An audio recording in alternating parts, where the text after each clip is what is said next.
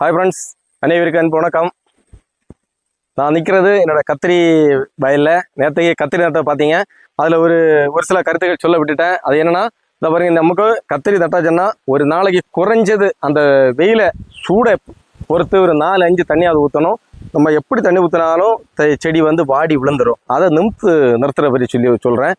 முதுகு பிரச்சனை இல்லாதவங்க உட்காந்து கையாலே தட்டி விடலாம். இது ஒரு கம்பெடுத்து தட்டி விட்டாச்சுன்னா சிம்பிள், நடந்து போய்கிட்டே தட்டி விட்டுக்கிட்டே இருக்கலாம். இந்த பாருங்கள், இந்த கத்திரி செடி தான் நம்ம 4 வாட்டி தண்ணி ஊற்றணும். சாயங்காலம் ஒரு 4 மணி டைமுக்கு தண்ணி ஊற்றிக்கிட்டு 1 மணி நேரம் வெயிட் பண்ணிக்கிட்டு இதை விழுந்து கிடக்கலாம். இதெல்லாம் இப்படி தட்டி நிமித்து விடணும்.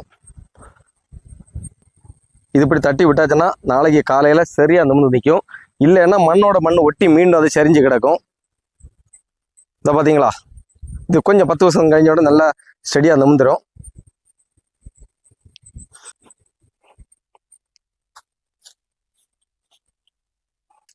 இந்த பாருங்க, நிமிந்துருச்சு பாருங்க. இந்த பாருங்க, இது இப்போ உடனே நிமிந்துடும். பார்த்தீங்களா, நிமிந்துருச்சு.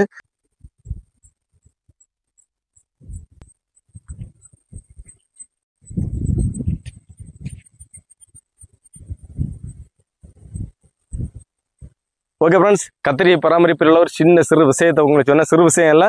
இது ஒரு முக்கியமான நம்ம செய்ய வேண்டிய ஒரு வேலை தான். கண்டிப்பாக இந்த மாதிரி பராமரிங்க. ஓகே, இந்த சிறு விவசாயியோட சிறு வீடியோ பிடிச்சிருந்தா லைக் பண்ண மறந்துடாதீங்க.